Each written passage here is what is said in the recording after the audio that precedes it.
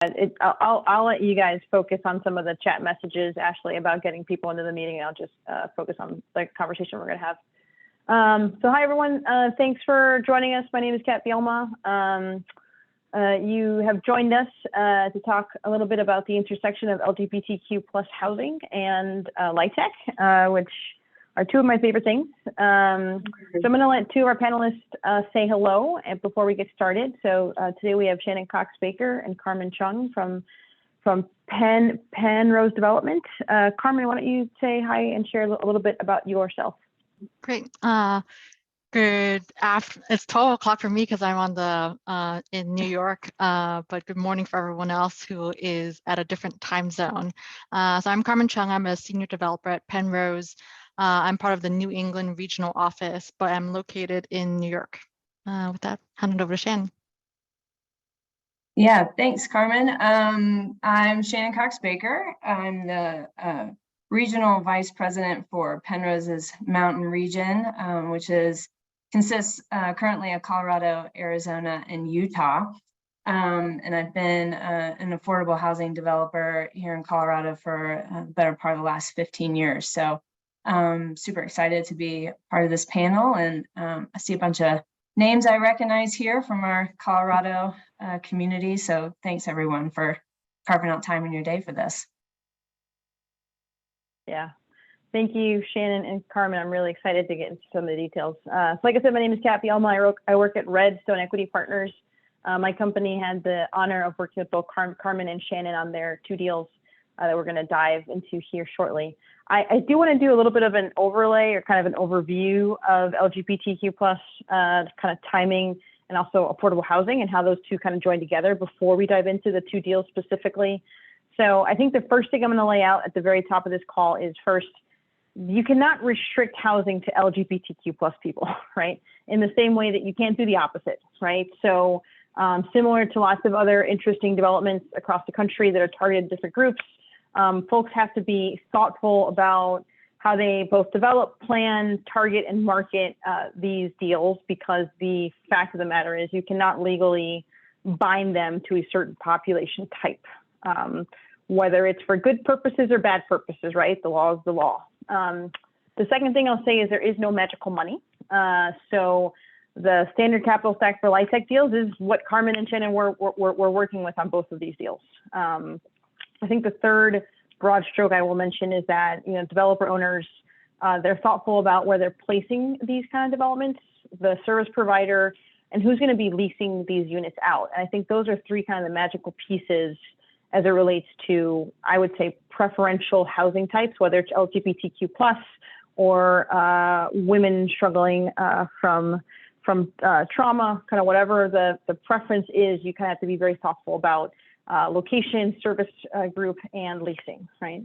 So I'll give a quick overview of what I think are important pieces of LGBTQ history for folks on this call. So I'm not going to go into the details. You probably spent the last 26 days reading all about it.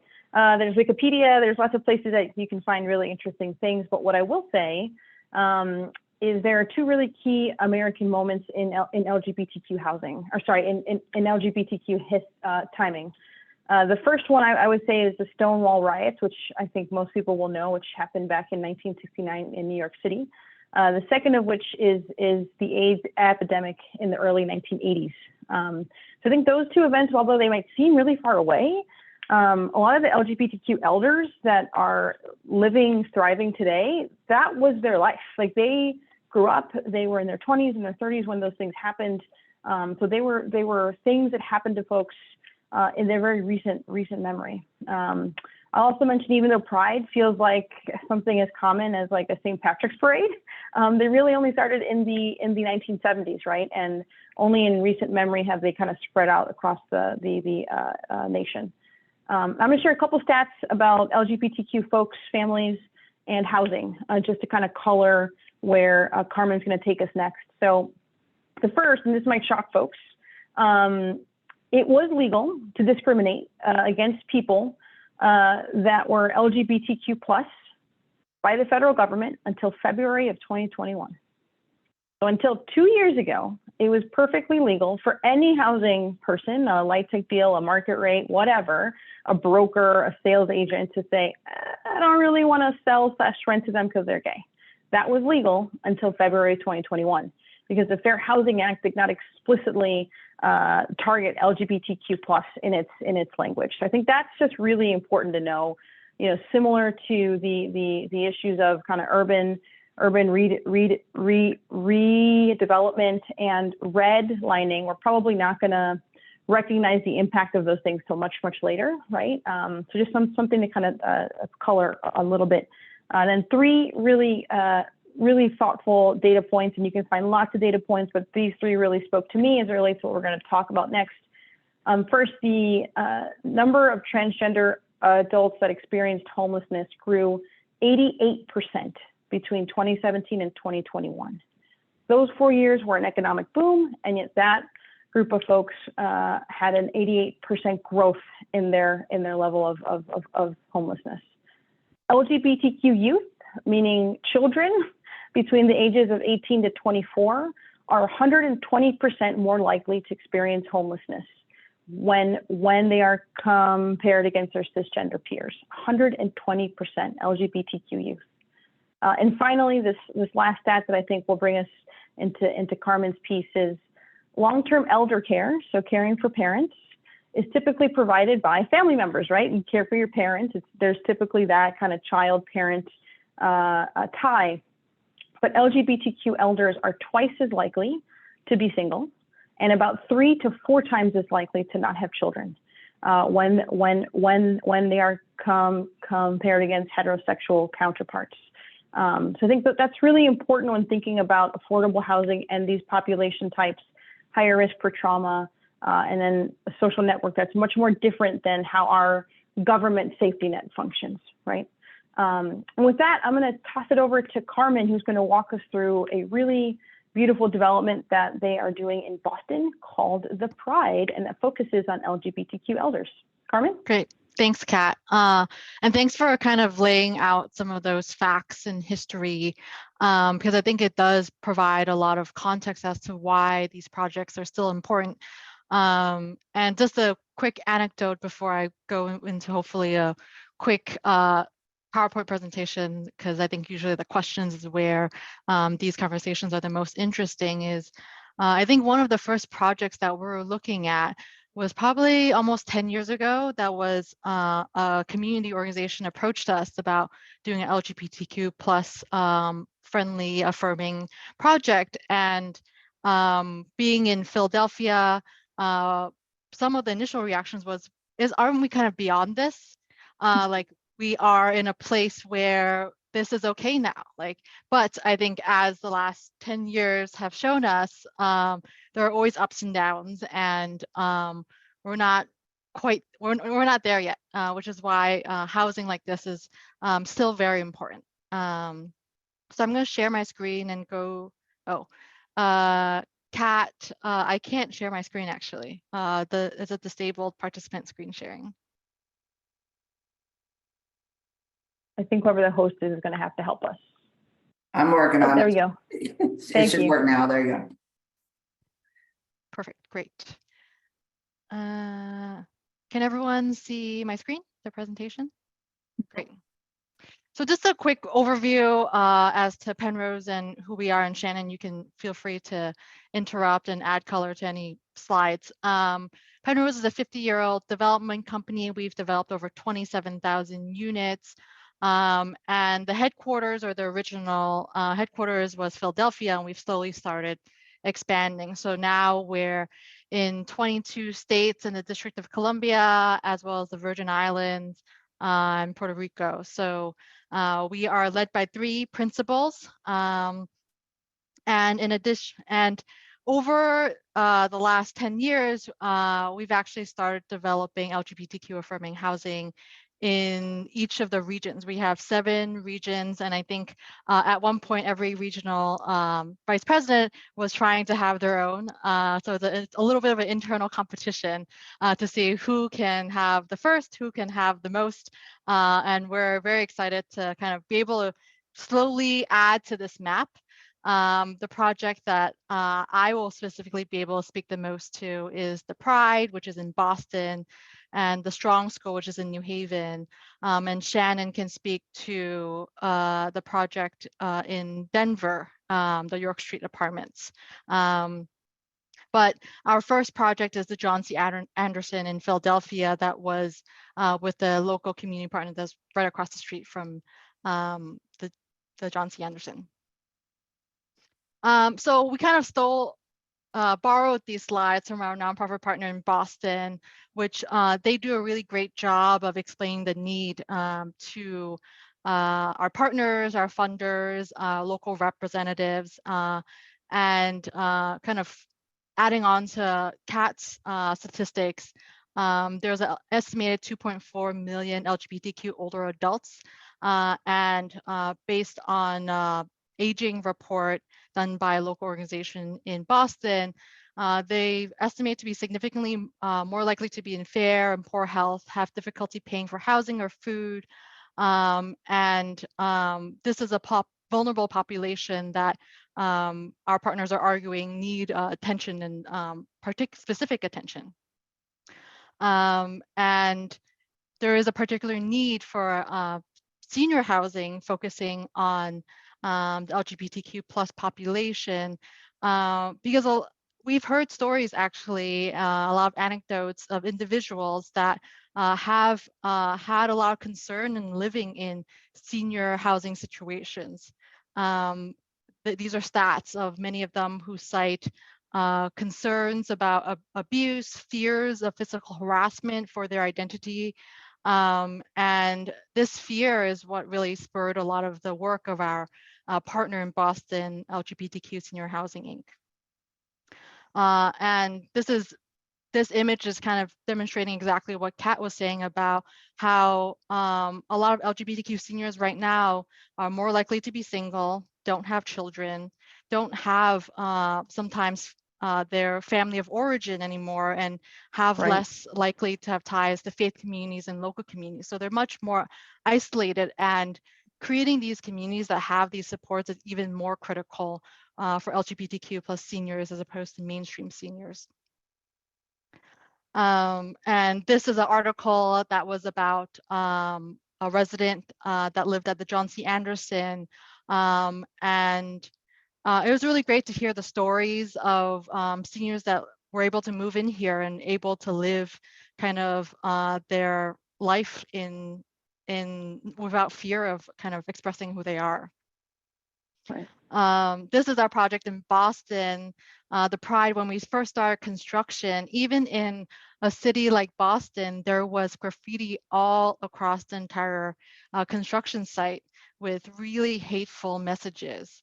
And we were very surprised by this, I guess, surprised yet not surprised. And this even further demonstrated why housing like this is so important, because there still is a lot of kind of hateful messages out there to the seniors. And Karmen, for those that are not from Boston, would you mind talking a little bit about the Hyde Park area? Because I think the location that y'all selected and the physical space is really interesting too. Also, I think in light of the fact that despite all of that, you kind of still are dealing with issues like this. Yeah, to speak to that a little bit, Hyde Park is it's a little outside of the core of downtown Boston. There is good still transit accessibility to downtown Boston with commuter rail, but there is right around here a pretty vibrant Main Street. And when we were going through the permitting process, the local community actually was very supportive.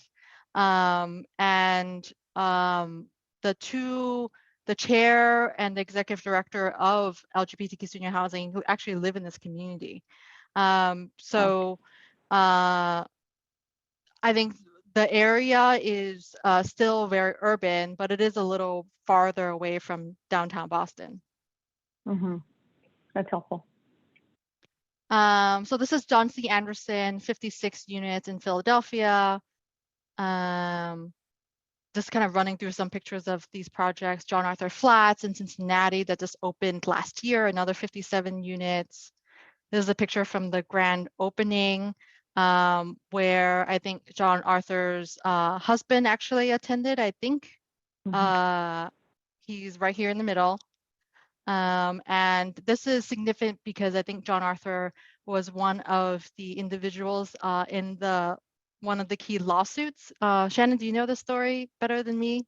Yeah, I think isn't he the partner of Jim Oberfeld? So of Oberfeld versus I forget which state, but essentially that made same-sex marriage legal. It was a fun day to be in Washington for that, actually. Yeah, which I, as you were kind of going through the key sort of milestones in our country's history, I would put that up there as a big one, and the fact that Supreme Court didn't vote on it until 2015, which wasn't that long ago.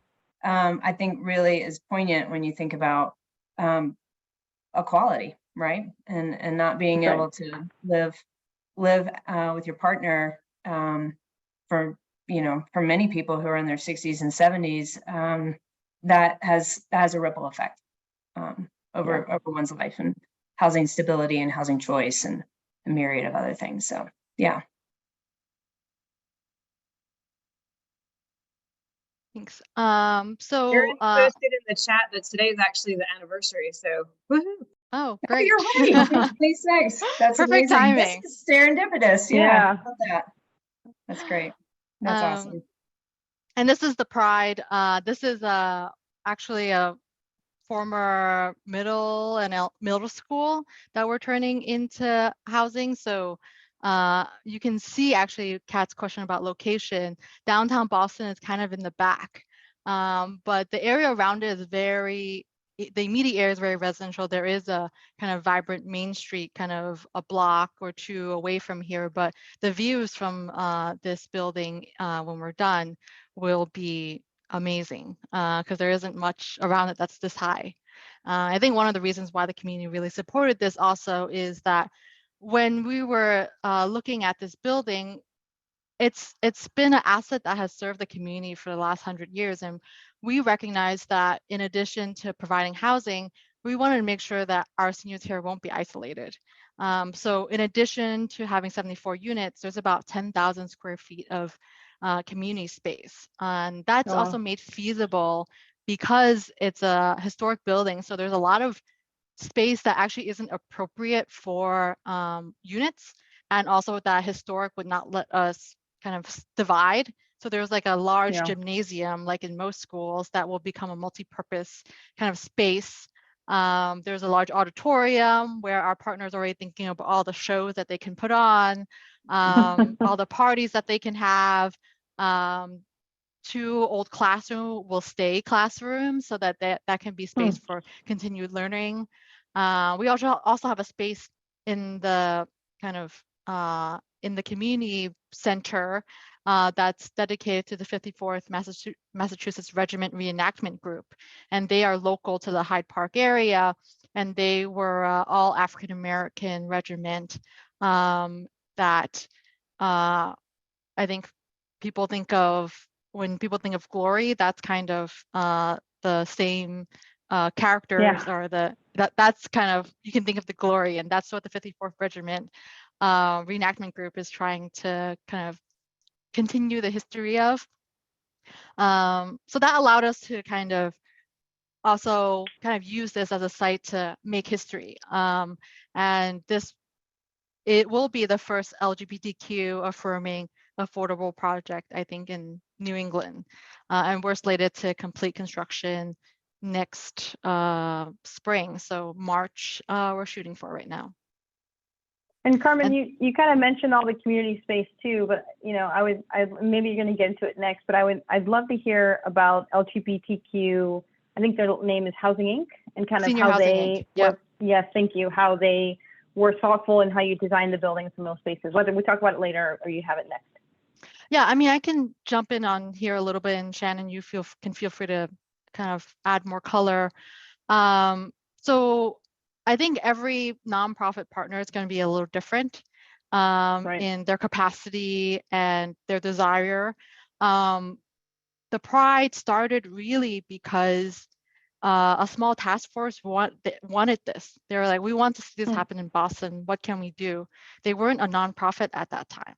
They came and toured the John C. Anderson and were like, we want this. We want this. How can we make this happen?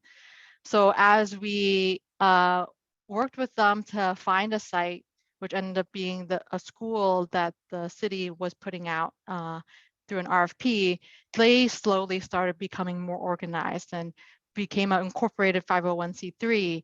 And all their main focus is building more housing like this with us, or right now with us. So while their capacity was not significant when we first started, they've added a full-time, two and a half full-time staff people and their fundraising and they, in terms of the design, I would say that comes from the architect that we have on the team. And he is actually on the board of LGBTQ Senior Housing, Inc. And it's simple things like thinking about having gender neutral bathrooms, Right. or creating, they're also involved with all the interior design, and our LGBTQ Senior Housing Inc. was involved in every step of the way, but this was something that they hadn't done before. And I think we're all kind of learning as we go. But I see their key role is really in getting the word out when we're leasing up. Because in Boston, the system for leasing up affordable housing projects is through a lottery. So having them be key partners in that will be important to making sure that we have a community that has enough representatives from the LGBTQ plus community, because we can't make this exclusive, like you said, Kat, to create that culture. Shannon, maybe you can talk a little bit more about your project and how you see your nonprofit partner playing a role. Yeah, and I don't know if you have I think you have a slide in the deck here for either WAHN or right here for York Street. Yeah, and maybe we'll start on WAHN. I'll just add to this, and I see the questions in the chat. So the tenant selection piece is how do you make sure that the building really is attractive to and can attract and is marketed to folks who are of the LGBTQ community. It's a lot of it is really, well, you can set preferences, speaking at least for Colorado, you can set preferences, particularly if you have like a lead service provider who's delivering services in your building that are very much geared towards some specific dynamic associated with that population. That in and of itself is not discriminatory. If a cisgender person were to come and say, I really want to live in this building, and I income qualify and I'm ready to sign a lease today, absolutely, you'd lease it to them. But I think a big piece of it is really educating and informing the community of what we're doing here, why we're doing it, what the value is, what the services that are being provided, that it's very much culturally affirming, it is a safe place to live. Yeah. And people just are sort of going to naturally kind of gravitate to it. This development here, 2700 WAHN, is not an LGBTQ senior age restricted community. This is actually a property that we have under construction in Denver for youth experiencing homelessness and youth aging out of the foster care system. So particularly 18 to 24-year-olds who of this dynamic or this demographic are a higher percentage identifies LGBTQ than the average population, upwards of like 40%. And of those, the vast majority cite family rejection, community rejection as one of the leading causes of their homelessness. So I started originating this development about 3 years ago, and it was sort of, coming on the heels of Colorado's first tax credit financed homeless youth development in Boulder. So we sort of had some learning experience in Boulder to kind of build on. And the service provider, and their name is Together, so you can see their logo there in the middle of the screen. They've been around for 50 years, they're based in Boulder, and this building is really about them. And it's really about their staff and what they do and how they work with the tenant population. A big piece of it is the fact that they staff with a lot of peer support. They've got a lot of people with lived experience.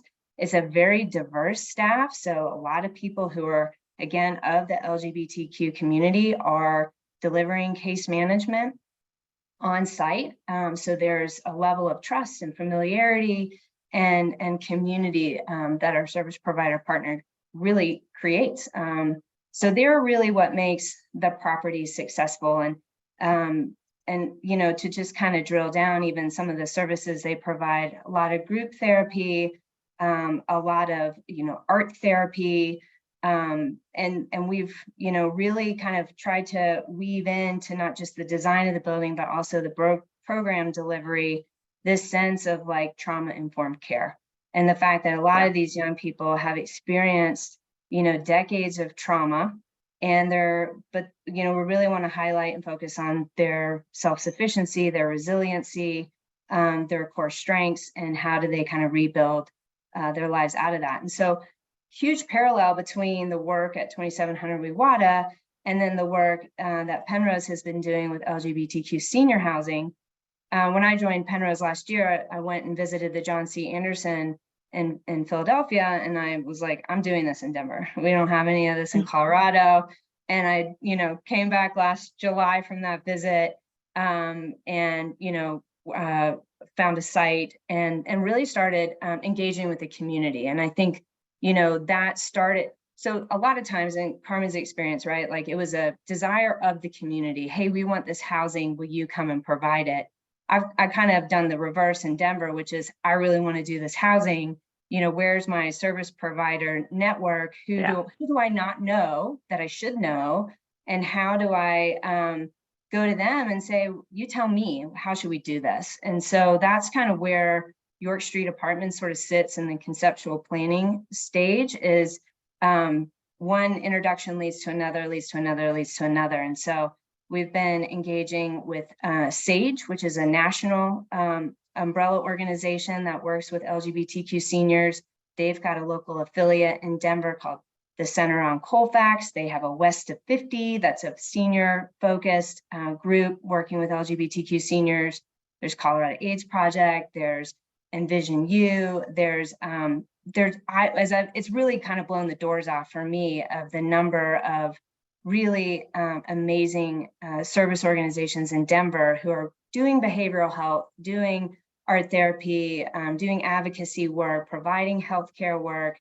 And so that's sort of where I'm at on this project and that stage of the process. But again, sometimes it's very much developer driven, and you got to go find the community to network with. And sometimes it works in the reverse, right? And we're on sort of as developers on the receiving end of bring us in, let us know what you want to do. But I think that the strength of these developments is in the collaboration. And Shannon, I think to be fair to you as well, I think, you know, you had this idea of, I see the need, given what we've done in Denver and in Boulder.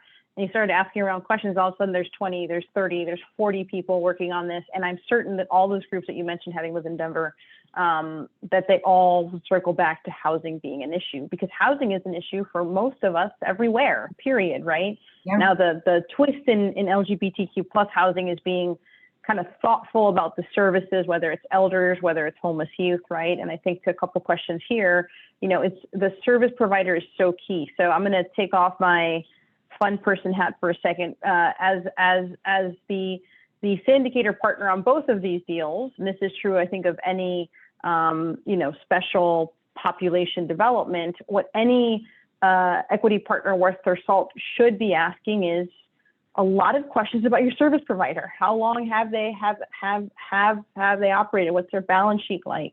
How many people do they service every year? How do they service people? What are the demographics of the people that they're servicing, right? And then the second question is, okay, Shannon, Karmen, great developments. I love this. I'm personally called to it. How are we going to pay for these services, right? And I know in Colorado, there's a pretty unique special way that allows developer fee to grow, which then also counts for basis and credits, and that growth in developer fee gets reinvested back into the deal to help pay for services, which is such a unique and great concept, I think, because as we all know, service funding tends to be scarce. It tends to be single year. And as a big bad limited partner, I want to see things in 15-year chunks. Mm-hmm.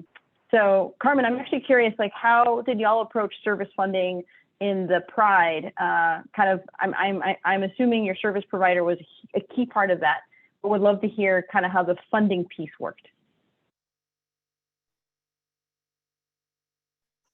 No, there she is. Yeah, there are, like, for WAHN, like, that's a very, maybe I'll stop sharing. Is it better? Is my you're good. Better? Great. Yep. Yeah, I think, I feel like with WAHN, like, Shannon is serving a very particular subset of a needy population, whereas with the Pride, I think we weren't necessarily envisioning more needy population. I think we're envisioning a population that would need services to, but that it wouldn't be as kind of special needs.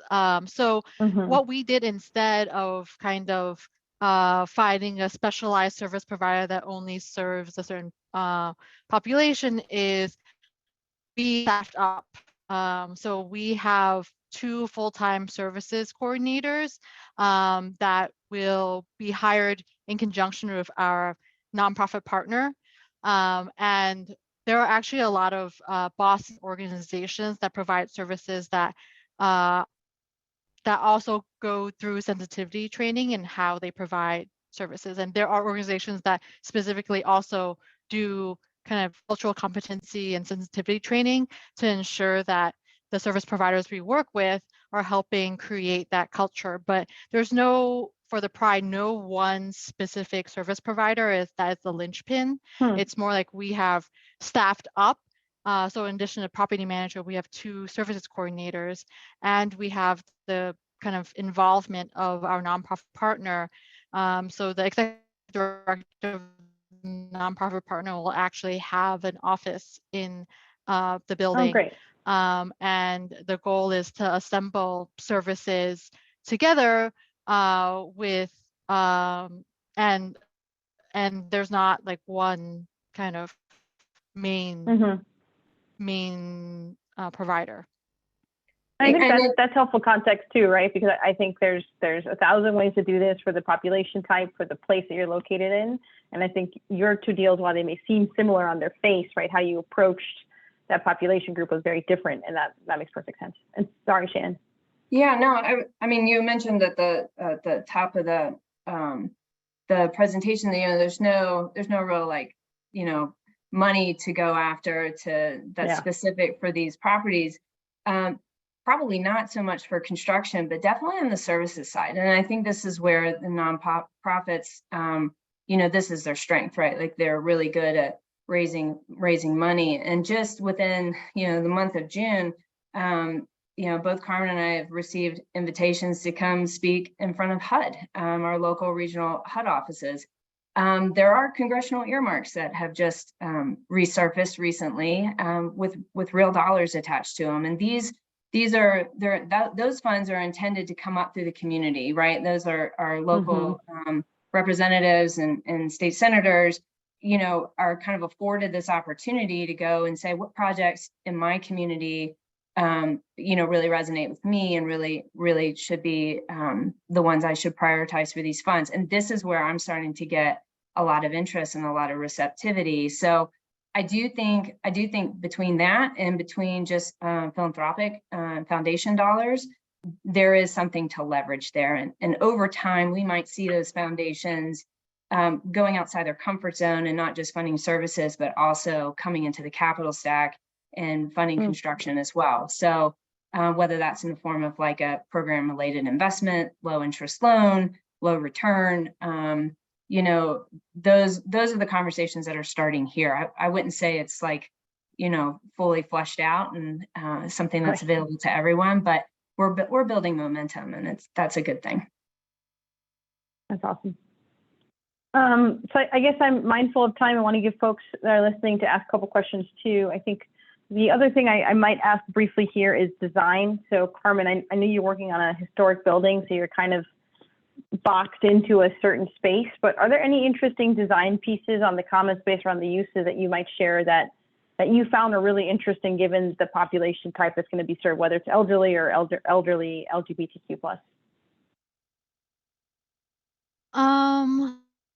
I mean, I point out the one that I felt like is like the most simple, yet it's always standard, is the bathroom. Yeah. Oh dang, I think we're like maybe to me, losing. this population is not. Oh.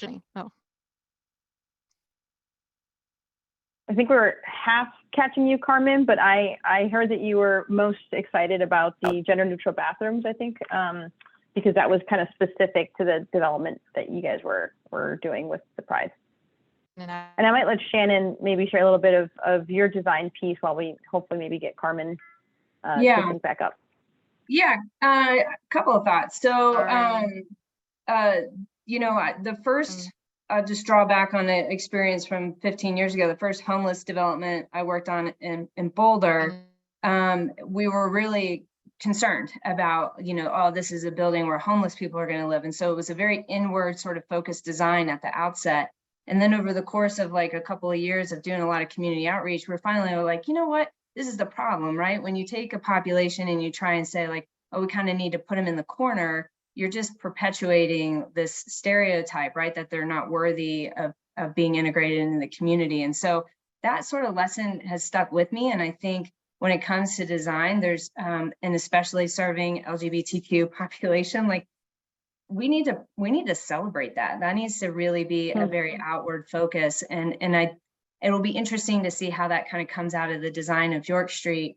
Another piece that we're really mindful of is involving folks of the LGBTQ community in the design from the very, very first conceptual phase of that design. And that should be everything from, how the building lays out. Do we put units on the ground floor? Does that feel really unsafe? Right. Should they be higher up? How are we going to light the site? Other things that are, things we should be mindful of for all senior developments, right? People are aging in place. And so how do we want to make sure the community is, a safe place to live if you're mobility challenged or senior or hearing impaired. But I do think there's a lot of fun opportunity to involve people of the community in that design process. It really does build a lot of trust and buy-in and support. And really cool ideas will kind of come out of that. For York Street, we're in a qualified census tract, so that's opening up the opportunity to do some community serving space in the building. And so some initial conversations are sort of leading us to like we should really think about spaces for delivering therapy, right? There are nonprofits who take Medicaid and Medicare for behavioral and mental health therapy. Can we create a space in the building where residents and members of the community can come in and meet, with a behavioral health or mental health therapist and have that kind of safe service space right there in the building. So, it's a whole combination of things, but I think if you're really thoughtful and intentional about it, the building can kind of, blossom out of ideas for folks who, again, are either going to live there, work there, or just are generally of the community and, can speak to it from a more personal level. I think Shannon mentioned this little light tech nugget in there, but she mentioned that because it's in a qualified census tract, there's a little bit more that they can do, and the reason being the IRS has this ruling around what they call community service facilities, I believe, so CSFs. If you're in a qualified census tract and you have kind of publicly facing space that targets folks under 60% of median income and that are targeted to be helpful to folks at that income bracket, whether it's early childhood centers, a health center, service provider, you can include those costs and basis, which is very different than if it's just a retail, right? So if you're doing an early childhood center that targets low-income youth versus a British school for the French children that want to learn expensive things. You can get it in basis if you're targeting lower income families. There's a little life hack nugget in this hour. And I think I might open up for questions, Ashley, just to be mindful of time. We got about 10 minutes left. I see Karmen's rejoined. We kind of covered a lot of space. Sorry for folks that may have had technical issues in the beginning, but happy to take any questions if there are any that we haven't already covered from the chat box.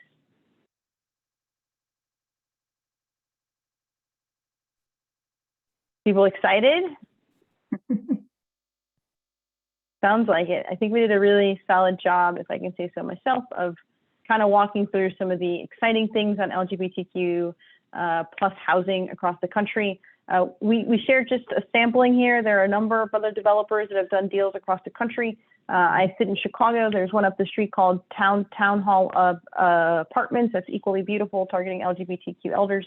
So look around. I think there are probably a little bit more than you might think. And you certainly have some really fabulous people in Karmen and Shannon, if you're a service provider thinking about how you might get into this work, or if you live in a community or in a city or an older person trying to figure out how to get this work. I do see one question. Yeah, there's a couple questions, Kat. Go ahead, Joy. I do have a question. My question is around the number of units and the ability to make it pencil out per unit. These are not large communities that we're talking about here, and seems from the illustrations, it's mostly cities that we're talking about. But what's the cost per unit, and how do you work that out so that you can do enough of them to make it work out? Because that's always the issue for a developer, right? How many units can you pencil them out, and amortizing that cost across those number of units? So I'd love to hear from you all about that. So I'll jump in first, Joy. And yes, I'd love to come to California. So feel free to reach out. Even if you have some project ideas and you just want to bounce some ideas off of us, I'm sure Karmen and I would make ourselves available to you. But you know, for York Street, the site came first, and it was, what can the site support? And that's roughly 65 to 70 units. So that's really what we're topping out there. So oftentimes it's driven by the site, you know, but more often than not, it's driven by, and this varies by state, you know, we're going to max out for what we can, how many units we can build through a 9% tax credit application, which in Colorado's, again, 65, 70 units would be the upper limit on that.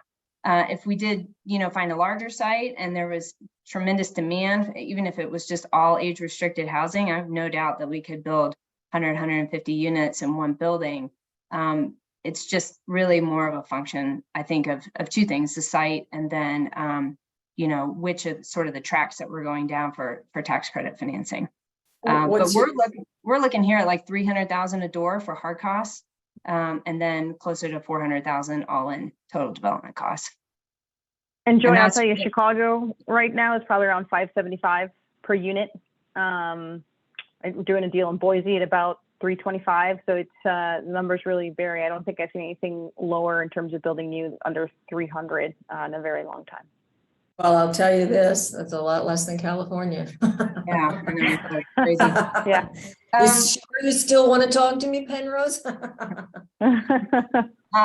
Yeah, no, absolutely. The demand is there. You know, you mentioned too, like these are urban focused deals. I have already heard from some service providers in Colorado the desire to bring this type of product to like Pueblo and Canyon City. Right. And these are our rural communities that, you know, likely wouldn't have the soft funding to see a deal. Even 60, 70 units would probably be too big, but 35, 45, 50 units, that's still a pretty meaningful impact. And especially when you consider, you know, kind of the groundbreaking implication that has for like a smaller rural community. So, so there's not a one size fits all approach. Thank you. And Kelly had a question. I'll scoot back up to it. Have these projects been new construction, rehab, and can you utilize? Go ahead, Kelly. I saw you come on screen. Go ahead. Hi. I was just wondering so it seems like most of these developments for the specific population have been new construction. And has it specifically been LIHTC, or have you been blending with other sources of capital, other credits?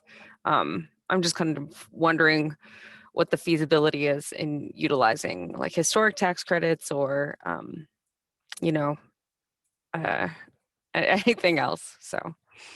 Yeah, I can take that one. Both of my projects, the Pride as well as the Strong School in New Haven, those are adaptive reuse, historic adaptive reuse. So the Pride, we did secure federal and state historic tax credits, and that's our plan for the Strong School also. So yeah, it's definitely a feasible option. And in our experience, historic properties are often well suited for senior from in our experience. So I think going back to kind of the urban versus kind of other kind of locations, one thing we always look at also with the service provider is what are services available around it? And is there a community that we can connect and have this housing be a part of a larger community? So I think that plays a role in site selection also.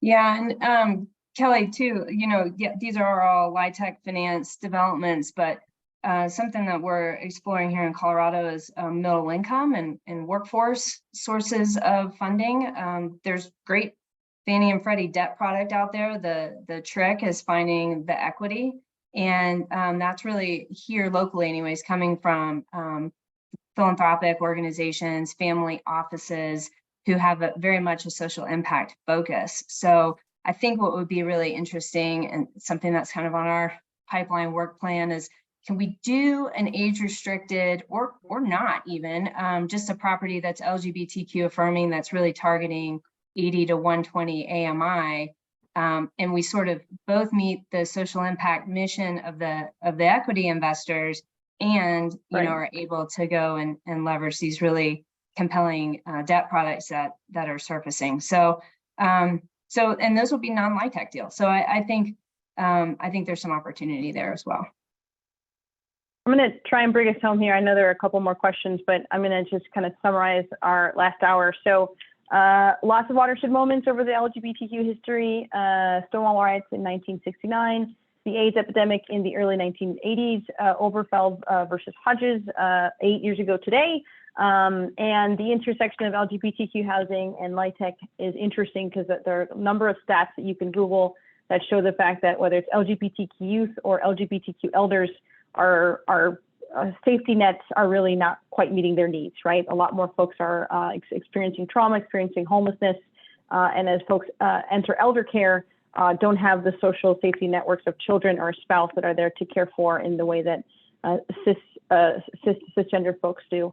There's no magical money, literally, for LGBTQ housing. There's also no added cost to build LGBTQ housing, I would say, versus any other special housing. Some of the magic is in building the trust with local service groups, with local non-profit groups that may be able to leverage their experience, their service knowledge, their funders to maybe help with payment of services or maybe even capital costs in the future. But there is not a special LGBTQ boost, although I will certainly write the Treasury asking for one soon. And if y'all are interested or have questions about LGBTQ housing, you sit in a wonderful city or area that would love to get work done, Karmen and Shannon are both at Pennrose, a wonderful developer based in Philly with offices practically in any part of the country that I'm sure would be happy to help you. With that, I'll turn it back to Ashley. Thank you all. That was awesome. Thank you all for coming. That made lunch much more exciting than what I normally see and talk about. So thank you all for sharing that. We will look forward to doing more presentations like this and highlighting some culturally competent housing going forward. And Shannon and Karmen, these projects are amazing. We can't wait to hear more and hopefully visit them while we're in your cities. Thank you everyone for coming, and feel free to follow us on LinkedIn. All the active cities are on LinkedIn, so you can find out what's going on in your area and how to join. You can also join on our website, and by the end of the year, we'll have about 40 chapters nationwide. So we look forward to continue to have more great communication across the country. Thanks, everyone. Have a good Thank afternoon. you. Thank y'all. Thanks, Happy all. Pride. See ya. Happy Friday.